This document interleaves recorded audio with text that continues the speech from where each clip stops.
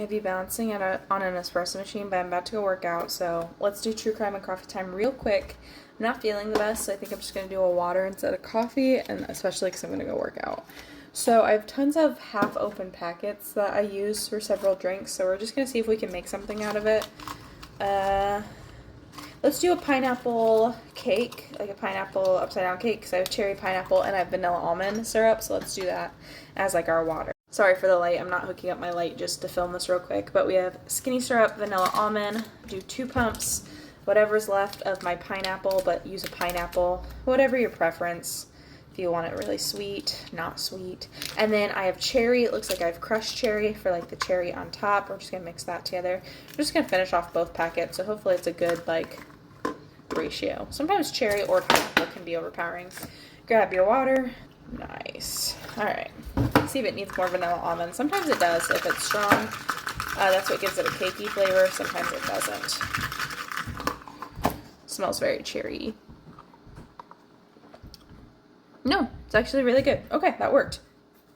This is part 2 of the Jack Unterweger story, Friday, May 19th. In 1990, the year Unterweger was released from prison, 8 women in Austria were strangled to death by their own bras. I wonder who it could be. Margaret Schaefer had been 16 years prior in 1991.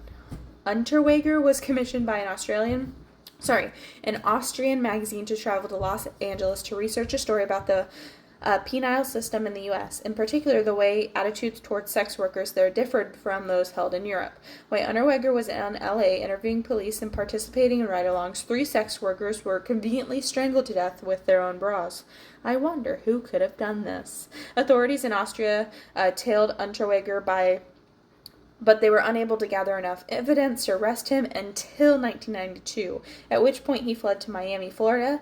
There he contacted Austrian medium to proclaim his innocence. He was in Austria in May of that year, charged with 11 murders, found guilty of 9, sentenced to life in prison without the possibility of parole, and he himself in 1994.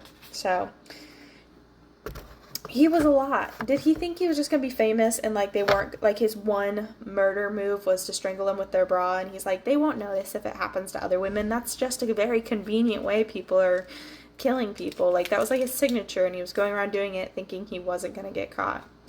Anyways, I'm glad the water of the day worked out because I am going to go work out. I'll see you Monday with more true crime.